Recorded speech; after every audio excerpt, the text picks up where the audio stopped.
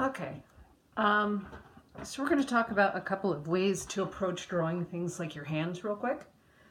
And I'm going to use a really dark pencil, but I do suggest that you use some of the lighter ones and keep the marks light as you work. But I'm going to try and find a pretty dark one here. This is like a 6B, and you'll find that the pencils are marked. If it says H, 2H, 4H, that's a very light pencil. HB and the regular yellow number 2 pencils like you're used to having are kind of in the middle range. And then as you get into the 2B, 4B, 6B, the higher the number, the darker that pencil is. I'm going to use a really dark one just to sort of give you a base start. And we're really just going to focus today on drawing our hand in a bunch of different positions and working on getting it quick and accurate. So the first thing that I start looking at is general shapes and position of the underlying bone structure that's going to run down through the center of those fingers.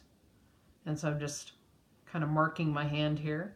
So I'm going to look at this shape here as if I had no fingers first. And it is a longer rectangle up and down than it is side to side. And I'm using a darker pencil, but I'm going to start with pretty light marks here, just to get basic size. And you've got a tool right here, your pencil. You can lay it across the palm of your hand and look at the widest part of your hand and the longest part of your hand. And you can see my hand, the palm of my hand, is a little bit longer than the width. And so when I come over here, I can do the same thing. I can lay my pencil down, look at how wide, and look at how long, and you can see I'm pulling it just a little bit longer than my hand is wide. The next thing that I'm going to do is look at shapes like this curve that happens on the upper end of, or the upper part of the palm. And I'm just going to kind of rough that in. And then, of course, it gets narrower down here at the wrist. So I'm pull that in a little bit. And then I'm going to start looking at some comparisons of some things. So if I look at how wide my hand is across the knuckle compared to how long my longest finger is, for me, my longest finger is a little bit longer than my hand is wide.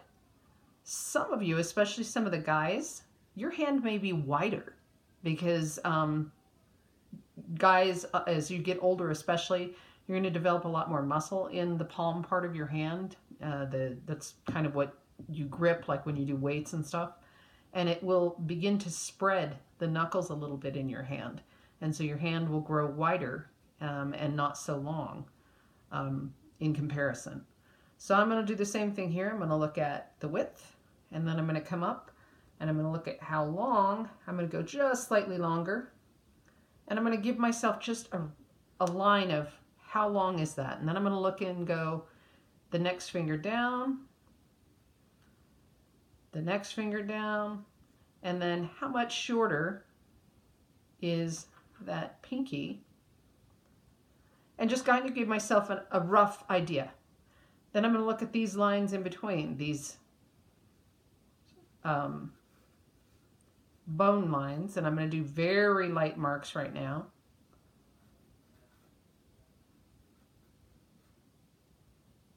Just to get the idea of where are my knuckles,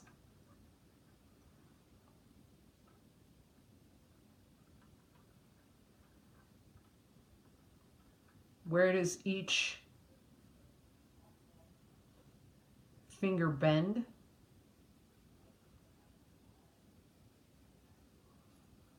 and I'm comparing them one to another. So I'm looking at where this finger bends versus where this finger bends, which is a little bit higher or a little bit farther out from the palm. And then same thing right here, where this knuckle bends, it's right in between these two. And I'm just going to start identifying where some of those are. And then I can flesh it out.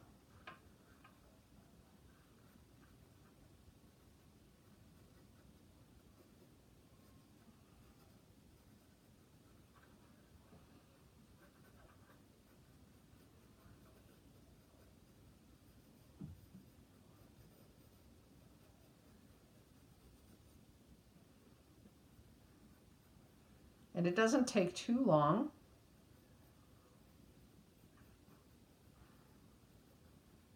To get a fairly accurate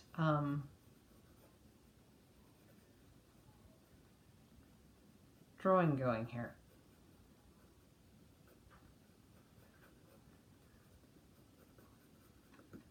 And then I want to do the same thing here with this thumb.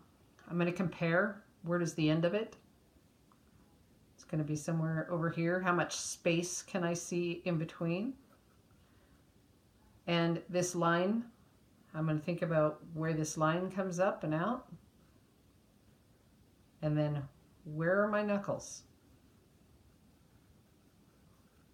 How wide are they? And then I can put that kind of that flesh on around the outside.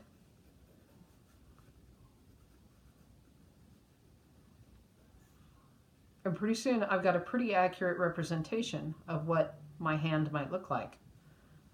And then I can start looking at some of those internal wrinkles.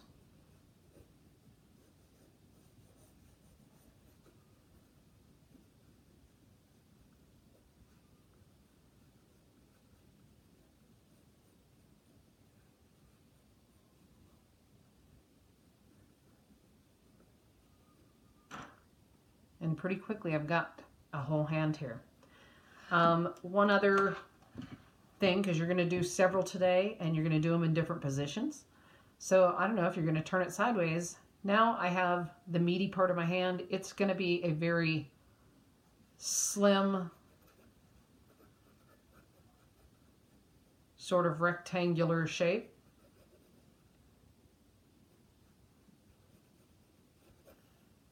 So I'm going to get that base, and then again I'm going to look at where does the center of these fingers, that bone that runs through them, where can I see it? Where is it going to show up?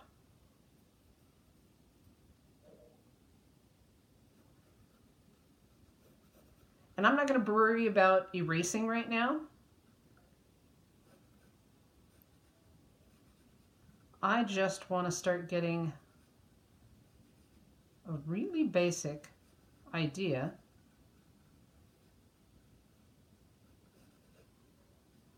of where that falls. And then I can go back in and look at, I got a knuckle and another knuckle. And the bottom part of the finger, fleshy, muscular, rounded. Top part of the finger, flat, comes out to the knuckle, flattens out to the knuckle, flattens out, and then go on to my next one. Top of the finger, where's the knuckle set? Bottom of the finger's a little more rounded.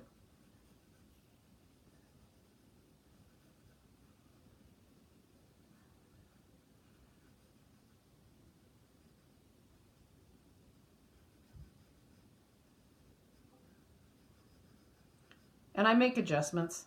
There are things that I'm like, oh, my angle just changed for some reason. Maybe I'm holding my hand a little bit different. That's okay. I just switch it. Make it where I want it to be. And then I'm going to look at this thumb.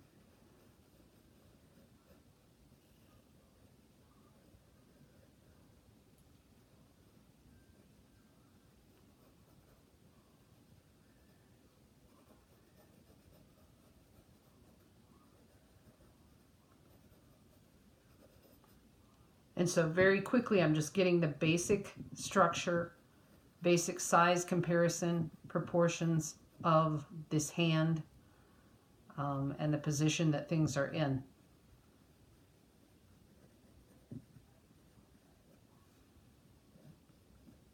And I'm not worrying right now about erasing much. I'm just getting some things down.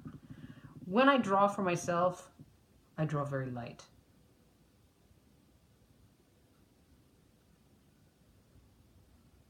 Because this line is a lot easier to erase. And it's a lot easier to blend with when I go to actually put shading into the fingers and stuff.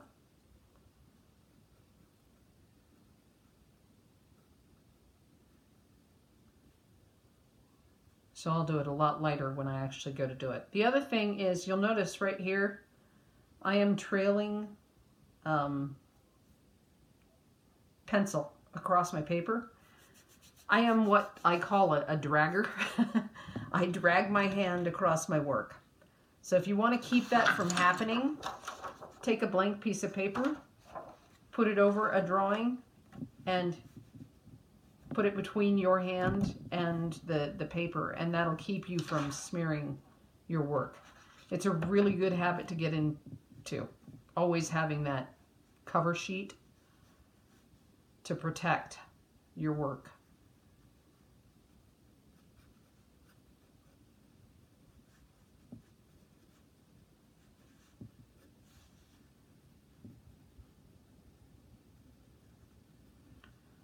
And we'll get into shading a little bit more next class, but we're going to do about 5 or 6 different hand positions today.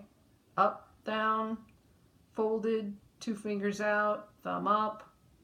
Try some different positions and just how quick can you get a pretty accurate drawing going.